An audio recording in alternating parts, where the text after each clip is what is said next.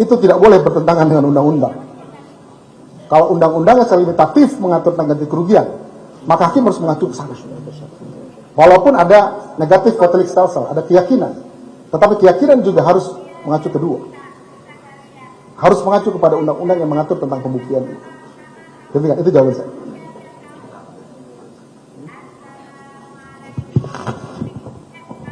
Izin Yang Mulia kami teruskan. Ya, baik, saudara ahli. Ya. Pertanyaan saya yang pertama kepada saudara ahli, dari 3 alasan yang tadi saudara kemukakan di persidangan bahwa seorang tersangka mempunyai hak untuk menuntut ganti kerugian atas dasar 3 hal, yaitu tindakan penyidik salah dalam menerapkan undang-undang, kemudian yang kedua bertentangan dengan hukum, dan yang ketiga adalah salah orang atau salah orang yang ditangkap. Saya ingin fokus kepada pasal yang tadi dikutip oleh saudara ahli, pasal 105. Karena tadi saudara menyatakan bahwa tuntutan ganti kerugian juga bisa karena salah menerapkan undang-undang. Dan saudara kutip berdasarkan pasal 105, yaitu soal pasal 100 ayat 5. Pasal 100 ayat 5, mohon maaf, pasal 100 ayat 5 ya.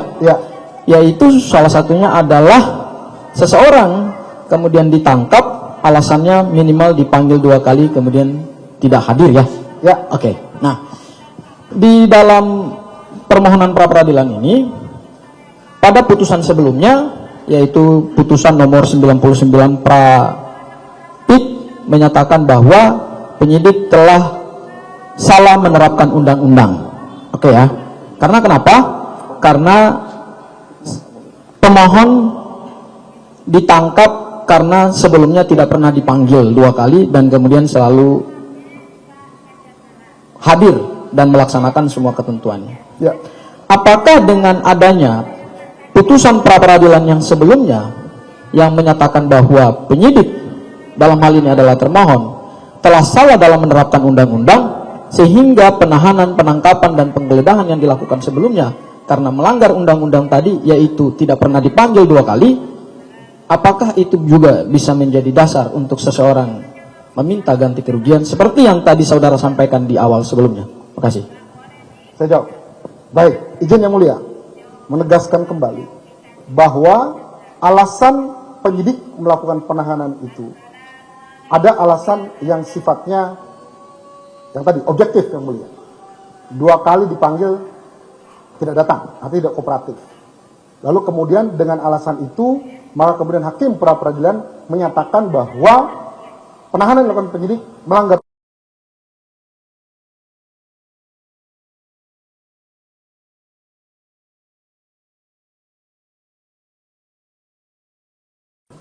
karena putusan pra peradilan itu sudah tidak ada upaya hukum lagi, Yang Mulia.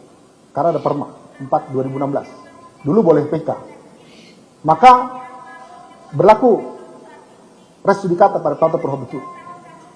Walaupun dianggaplah benar putusan itu. Sehingga jika alasan hakim melakukan atau mempertimbangkan dengan alasan bahwa ada salah penerapan undang-undang yang dilakukan oleh penyidik dalam melakukan penyidikan, maka apakah itu serta-merta langsung muncul ganti kerugian yang harus dikabulkan? Belum tentu. Harus diperiksa dulu. Kalau dia melanggar undang-undang, maka dibuktikan. Kenapa? Karena perbuatan melanggar undang-undang itu spesifik dia. Undang-undang mana yang dilanggar? Pasal mana yang dilanggar? Beda dengan yang tadi. Misalnya ada indikasi bahwa penahanan yang dilakukan itu jelas melebihi batas waktu misalnya. Nah, itu lain cerita. Itu jelas, clear. Tetapi sesuatu yang bisa diperdebatkan, maka itu bisa dibuktikan. Apakah itu muncul hak? Belum tentu. Ini pendapat saya. Kita boleh berseberangan untuk hal ini. Pendapat saya, yang boleh dimintakan ganti kerugian karena marwahnya di pasal 173 itu kaitan dengan tersangka, terdakwa atau terpidana ditahan, tapi salah nahan. Saya menafsirkan bahwa penahanan itu berkaitan dengan status tersangka, terdakwa dan terpidananya. Kalau ternyata bukan dia yang harusnya bertanggung jawab atas perbuatan hukum itu dan mengakibatkan dia ditahan akibat itu, maka muncul hak untuk minta ganti rugi. Tetapi kalau penahanan itu hanya dilakukan karena memang yang tadi undang-undangnya sifatnya subjektif, apakah serta-merta bisa? Belum tentu, saya katakan. Bahkan Kalau masih misalkan, yang tadi saya katakan, bisa saja ketika orang itu dibebaskan dari tahanan, tapi status tersangkanya masih on. Apakah muncul hak ganti rugi? Menurut saya, belum. Itu pendapat saya. Demikian yang mulia. Oke, izin yang mulia. Ya. Saudara ahli, Ya. sebelum saudara berpendapat seperti tadi, Ya, karena tadi saudara menyatakan bahwa harus dulu dinyatakan melanggar undang-undang dan pasal mana ya? Oke. Ya.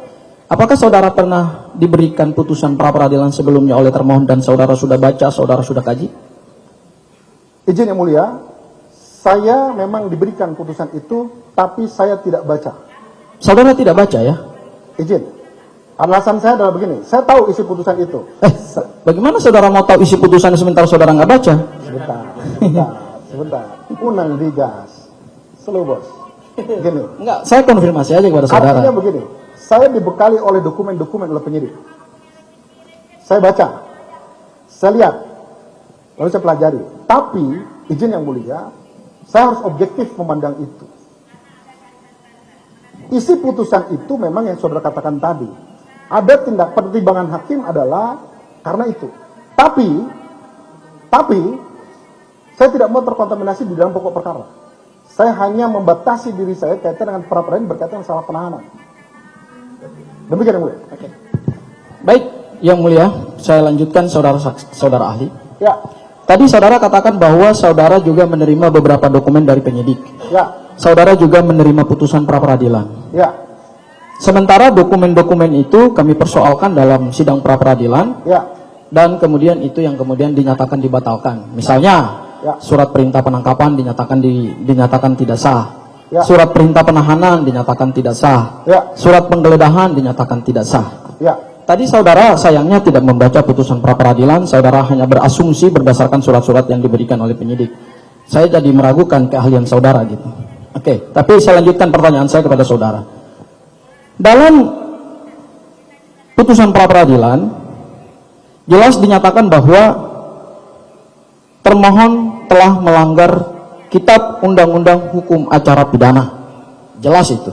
Ya. Jadi kalau tadi saudara katakan harus melanggar undang-undang, hakim menyatakan melanggar KUHP, bukan melanggar KUHP, bukan melanggar undang-undang kepolisian, bukan melanggar undang-undang kekuasaan kehakiman dan lain-lain sebagainya, tetapi hanya melanggar KUHP.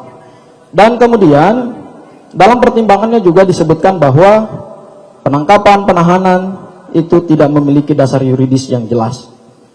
ya, Kalau pertimbangan hakimnya seperti itu, tadi saudara mengutip asas res judicata pro varietate habetur, bahwa putusan hakim itu yang harus kemudian dianggap benar. ya, Kenapa hari ini saudara tidak membuat analisa hukum atau pendapat hukum saudara karena saudara adalah ahli berdasarkan pertimbangan hukum, tetapi justru saudara tadi malah menegasikan statement saudara sendiri bahwa ganti kerugian itu salah satunya karena salah menerapkan undang-undang.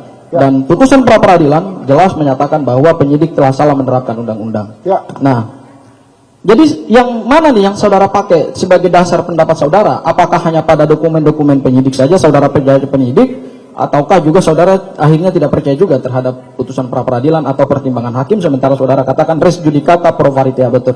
Mohon saudara ahli jelaskan. Baik, izin yang mulia. Saya tegaskan kembali bahwa saya membatasi diri saya supaya saya tidak masuk dalam pokok perkara.